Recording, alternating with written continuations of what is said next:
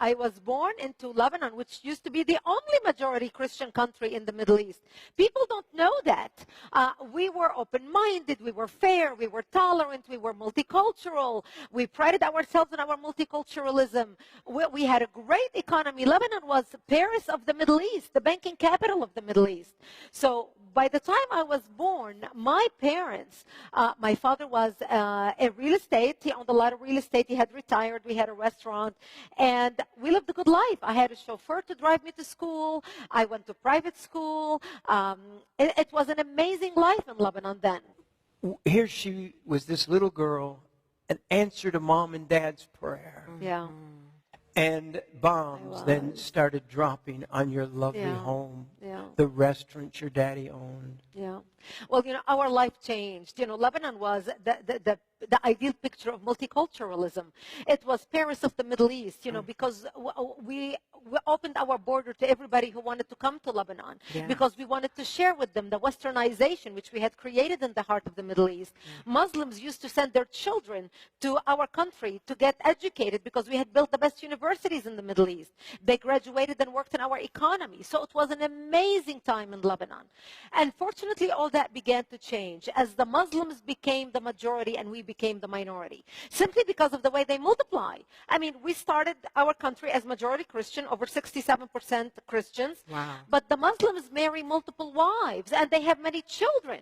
While we Christians, got married, one woman for life. We have maybe 3, 4 children by a stretch. From the time our kids are born, we start thinking what school we're going to send them to, what college we're going to send them to.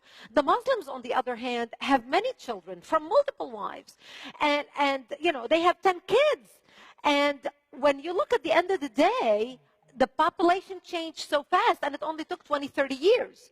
So by the 60s, when I was born into Lebanon, Lebanon became majority Muslim.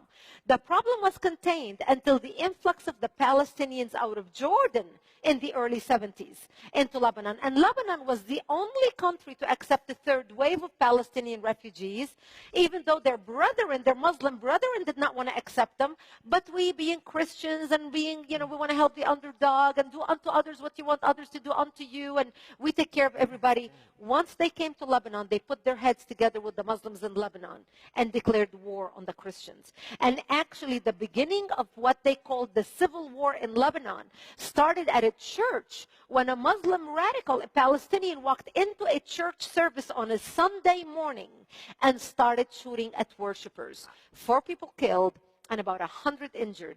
And that was the beginning of the all-out Lebanese war.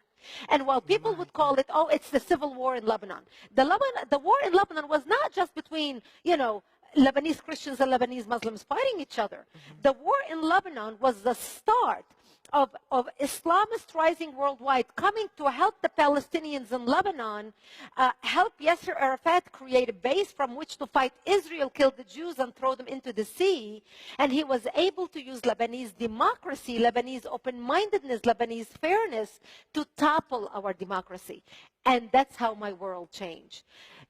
They bombed my home in 1975. We were the last 2 Christian towns left in South Lebanon as the Muslims began advancing into the country and literally taking over military bases. I lived underneath a military base, the last military base not to be taken over by the Muslims. And so they were trying to bomb the military base, trying to take it over. And that's when the bombs fell short and ended up landing in my home. And that's when my life turned upside down. And that's how I ended up wounded, and I ended up living in a bomb shelter. We ended up living in a bomb shelter after I left the hospital with my parents. But my home, we went back home, but my home was no longer the home I left. My home was destroyed. We ended up living in a bomb shelter underground in an 8 by 10 room without electricity, without water, and very little food. We would walk under the bombs and dig out different dandelions and different vegetation that grew around our bomb shelter because it was the only greenery we had to eat. In order to get some water, we would crawl under snipers' bullets because we were surrounded by Muslim snipers shooting at us. And we would crawl under snipers' bullets to a nearby spring to get some water. And every time we left the bomb shelter, my mother and I would say our last goodbyes because we did not know if we're going to come back alive or dead, just to get a drink of water. We lived in the mountains, so it was cold in the wintertime. It would snow. It was freezing, and we didn't have any heat. And my father would walk out and break out the twigs from the trees around our bomb shelter.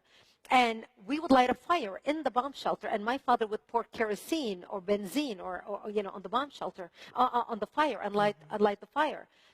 And many nights we would huddle around the fire to warm up. And because we did not have any ventilation, we only had the door entry into the bomb shelter. Many nights we would pass out because of carbon monoxide poisoning. And we had an agreement, because there were 3 of us, my mother, my father, and I, that whoever woke up first would drag the other 2 outside and slap them on the face to wake up, because many nights we would pass out because of carbon monoxide poisoning. This became my existence. And I remember at the age of 13 years old, sitting in the bomb shelter, and we got a tip from our Christian militias who were protecting us at the time. And this is after 3 years. And after 3 years, we would listen to the news. My father would listen to the news on the radio, on a little, little transit radio on batteries, just to hear what's happening around us. And my father would say, America's going to come help the Christians. All the big Christian countries are going to wake up and see what's happening to the Christians in Lebanon, and they're going to come help the Christians. Britain is going to come help the Christians. France is going to come. Australia is going to come. And we waited, and nobody came. And when we went into our bomb shelter in the beginning, it was actually a storage room for my father's restaurant. That's where my father stored all the liquor and all the big boxes of whatever he ordered to the restaurant. And I remember for the first week, we slept in a cardboard box that my mother put a blanket over, because we thought, it's only going to be a few days. And then, of course, all these big nations are going to wake up and see the slaughter that's happening to the Christians. And of course, 2 weeks went by, 1 month went by, 2 months went by, 2 years went by, and we realized the world forgot about us. Maybe the world watched what was happening and the massacres, because the Muslims would surround the Christians. Remember, the whole war started at a church, when a Muslim walked into and started shooting on a Sunday morning service at a church. And so the Muslims started surrounding Christian towns and slaughtering them. And, they would walk into a bomb shelter. They would find a mother and a father hiding with a baby in a bomb shelter. They would take the baby, tie one leg of the baby to the mother and another leg to the father, and pull the parents apart, splitting the child in half. Oh, my God. They would walk into our churches. They would urinate and defecate on the altar using the Bible as toilet paper, and then torch our churches. And then, look what happened at the Church of the Nativity in Bethlehem. Remember the siege in Bethlehem? Yes. What was it, 10 years ago, when the Palestinians walked in and they just basically desecrated the church? We didn't hear any blurb out of the Vatican. We didn't hear anybody complain. Here was the birth of Christ. And this is how they treated it. They had no respect for anything holy, especially if it had to do with us. It was amazing. I remember at the age of 13, sitting in the bomb shelter, because one of our Christian militia stopped by, and he said, Brigitte, I just want you to know that tonight they're going to launch an attack against us. We heard a lot of chatter on the radio. And he said, if I don't see you tomorrow, I wish you a merciful death. And he left. And I remember sitting in my bomb shelter, sobbing, begging my mother, I don't want to die. I'm only 13 years old. And I ended up dressing in my Sunday best, my Easter dress, because I wanted to look pretty when I am dead, knowing that when they come to slaughter me, there would be no one to bury me. And I remember sobbing, begging my mother, please, I don't want to die, do something. And there was nothing she could say to me. And I remember her combing my long black hair, and she tied a white ribbon in my hair that matched the white daisies in my dress. And we sat in the corner of the shelter, and my father opened up the Bible and started reading from Psalm.